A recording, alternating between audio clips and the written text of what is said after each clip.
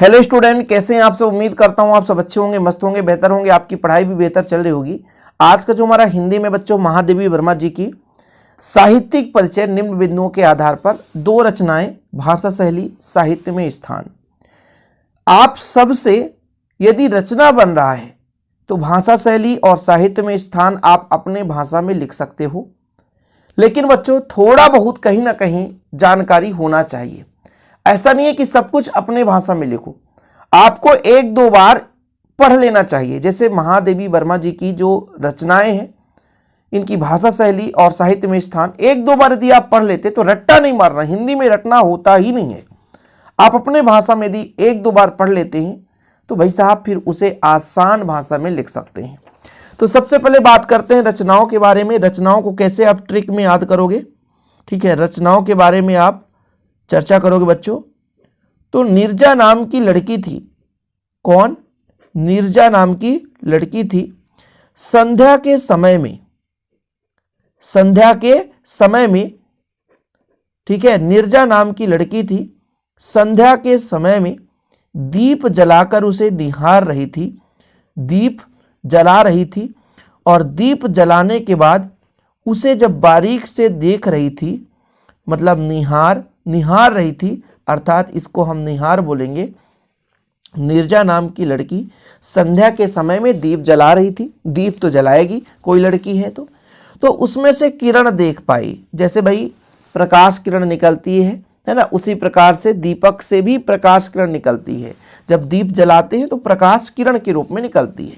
किरण को बोलते हैं रश्मि, रश्मि यानी किरण, ठीक है। तो ये चीज, इन ट्रिक से आप लोग रचना याद कर सकते हो।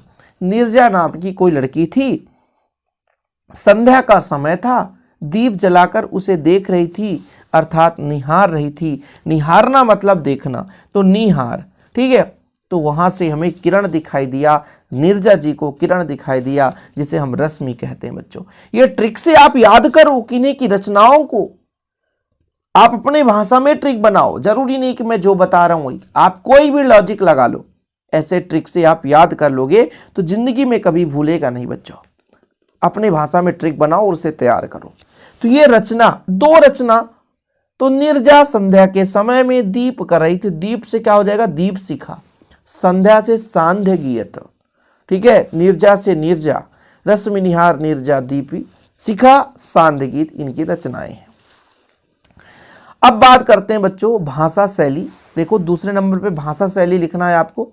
तो भाषा शैली में आपको पहले भाषा बताना है, फिर शैली में तो आप सबसे पहले तो शैली याद कर लें। सूत्रात्मक शैली, चित्रात्मक शैली, अलंकारिक शैली, है ना, भावात्मक शैली, और आपका हो जाएगा एक प्रकार से गवेषणात्मक शैली, विवेचनात्मक शैली। तो इस प्रकार से शैली आपको थोड़ा सा याद रखना पड़ेगा, और इसके अलावा आप अपनी भाषा में नहीं लिख सकते बच्चों।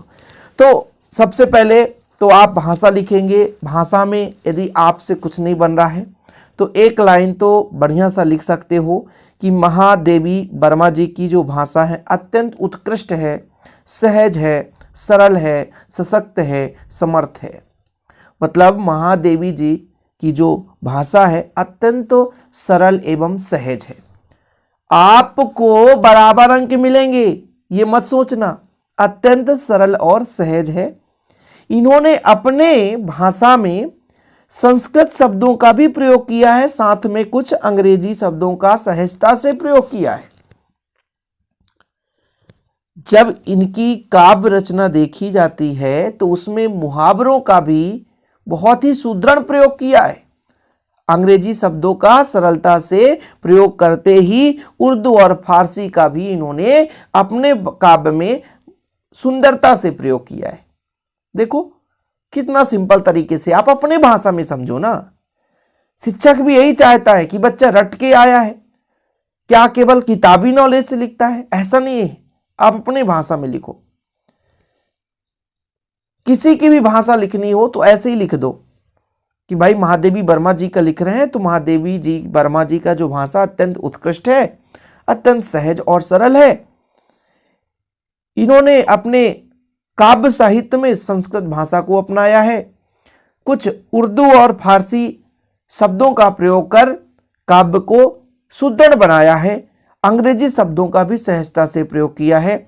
इनके काव्य रचना में मुहावरों का प्रयोग देखने को मिलता है अपने भाषा में। हालांकि मैं जितने बार समझाऊंगा मेरा भाषा बदल जाएगा। जरूरी नहीं कि मैं रट्टा थोड़ी ना मार के आया हूं कि रट के आया हूं बस यही शब्द बोलना है, ऐसा नहीं है बच्चों। महादेवी जी वर्मा जी कहीं ना कहीं काव्य रचना की। उन्होंने अपनी भाषा सरल रखा, अत्यंत सहज उत्कृष्ट भाषा रखा, शुद्ध रूप से संस्कृत साहित्य शब्दों का प्रयोग किए। संस्कृत भाषा में इन्होंने अपने कई सारे अनुवाद किए। साथ में उर्दू फारसी लोक प्रचलित शब्दों का प्रयोग किया, अंग्रेजी शब्दों का सहजता से प्रयोग किया, है ना। अपने काव्य रचना में मुहावरों का भी प्रयोग करने को देखने को मिलता है। ठीक है बच्चों, समझ में आ गया भाषा। इसके बाद हम शैली की बात करें तो शैली आपसे नहीं बन रहा तो 2 लाइन में लिख दो बस कि इन्होंने अपने काव्य साहित्य में सूत्रात्मक शैली, चित्रात्मक शैली। सूत्रात्मक शैली का मतलब कम शब्द में कई चीजों को बांधकर पिरो देना। जैसे एक धागे में कई फूलों को एक साथ पिरो करके एक माला बना दी जाती है तो सूत्रात्मक, एक सूत्र में बंध जाता है। तो महादेवी वर्मा जी अपने बात को कम से कम शब्दों में कहने के लिए कोशिश करते थे और इनकी जितनी भी रचनाएं हैं कम शब्द में कुछ अच्छा चीज निखरता था। चित्रात्मक शैली मतलब कोई भी घटना हो, गद्य हो, पद्य हो, इन क्षेत्रों में इन्होंने किसी भी घटना को चित्रात्मक रूप से अपने काव्य में वर्णन किया है। अलंकारिक मतलब कई प्रकार के अलंकार शब्दों का भी प्रयोग किया है। कई प्रकार से शब्दों से अनेक अर्थ निकलते हैं। भावात्मक शैली यानी जो इन्होंने अपने काव्य की रचना की उसमें भावपूर्ण अर्थ प्राप्त होता है बच्चों। किसी भी काव्य रचना से कहीं ना कहीं एक नया भाव अर्थात एक विचार प्रधान विषय पर इन्होंने वर्णन किया है। अर्थात जैसे नारी है, दीन दलित है, शोषित वर्ग है, इनकी दशा चित्रण करते हुए रहस्यमय क्षणों को भावुक किया है।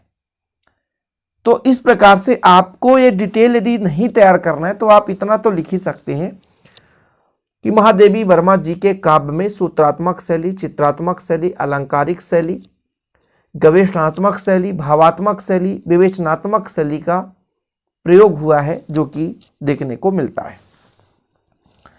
ठीक है बच्चों, ये मैं आपको इसलिए प्रोवाइड कर रहा हूं कि हो सकता है कोई बच्चा नोट्स तैयार कर रहा हो सकता है कोई बच्चा सोच रहा हो कि बोर्ड एग्जाम के लिए मुझे ऐसे ही लिखना है तो बस मुझे क्या करना है, इसका स्क्रीनशॉट लेना है, तो फिर बिल्कुल ले सकते हैं आप लोग। ठीक है, इसके बाद तीसरे नंबर में बात होता है बच्चों साहित्य में स्थान, जो कि काफी महत्वपूर्ण होता है। महादेवी वर्मा जी हिंदी के प्रतिभावान कवित्री में से एक हैं। मतलब प्रतिभावान मतलब इनकी बहुत सारे ऐसी रचनाएं हैं जो इनकी प्रतिभा को प्रदर्शित करती हैं। हिंदी के क्षेत्र में इन्होंने विशेष योगदान दिया, इसलिए से साहित्य में इनका स्थान विशेष है। इन्होंने ममता में हृदय से समस्त प्राणियों के प्रेम को डोर में बांध लिया है। मतलब कुल मिलाकर के साहित्य के स्थान में देखो, रचना में तो रचना लिख देना है, भाषा में किस प्रकार से भाषा का प्रयोग किया, शैली उनकी कैसी है, और साहित्य में स्थान मतलब उनका वर्णन करना है। कुछ नहीं बन रहा है तो आप साफ साफ बढ़िया लिख दो कि महादेवी वर्मा जी का विशिष्ट योगदान के कारण इनका साहित्य में स्थान प्रमुख है, अद्वितीय है। इन्होंने विशेष योगदान दिया, प्रतिभावान में से एक हैं। उन्होंने अपनी रचनाओं के माध्यम से लोगों को प्रेम और सामाजिकता पर विशेष ध्यान दिया। आप अपने हिसाब से हिंदी का सुदृढ़ शब्द बस मिल जाए, साहित्य में स्थान ऐसे ही लिखना है कि वास्तविक रूप से ये हिंदी को जागृत करने वाले कवित्रियों में से एक हैं, महान प्रतिभावान कवित्री हैं जिनका विशेष स्थान है। तो इस तरीके से अपने भाषा में लिखना है, कहीं अलग से नहीं ढूंढ के लाना है, अपने भाषा में लिखो। साहित्य में स्थान सब अपने भाषा में, कि हिंदी साहित्य में इनकी एक प्रकार से गूंज आज भी रोशनी के रूप में निखर रही है। अत्यंत उच्च कोटि का स्थान है इनका। तो इस प्रकार से ज्यादा ना बने तो 2-3 लाइन तो लिख ही सकते हो ना। महादेवी वर्मा जी हिंदी साहित्य की प्रतिभावान कवित्रियों में से कोई एक है। इनके अद्वितीय समय, मतलब इन्होंने अपना अनमोल समय निकालकर हिंदी साहित्य में विशेष काव्य की रचना की, जिसके कारण इनका विशिष्ट स्थान है। इन्होंने अपने ममता में हृदय से समस्त प्राणियों के प्रेम की डोर बांध लिया है, अर्थात समस्त जीवों के लिए, मानव जीवन के कल्याण के लिए विभिन्न काव्य रचना की है, जिससे मानव उससे अलंकृत है। तो इस प्रकार से बच्चों साहित्य में स्थान उनकी वर्णन करने, कुल मिलाकर उनका विशेषता बताना है, उनका तारीफ करना है, और इस प्रकार साहित्य में स्थान आप लिख सकते हो। तो बस बच्चों आज के लिए इतना ही। वीडियो पसंद आए तो लाइक करके शेयर जरूर करिएगा। ऐसे वीडियो पाने के लिए चैनल को सब्सक्राइब कर लें। हमेशा आप लोगों के लिए मैं मेहनत कर रहा हूँ, बस आप लोगों का बस एक ही सहयोग रहता है कि प्लीज़ आप लोग चैनल को सब्सक्राइब कर लें पहली बार आए हैं तो, और ऐसे वीडियो पाने के लिए बच्चों प्लीज़ बेल आइकन प्रेस जरूर करें, लोगों के साथ शेयर करें, ताकि सभी बच्चे पढ़ें और बेहतर रूप से आगे बढ़ें। जय हिंद, वंदे मातरम।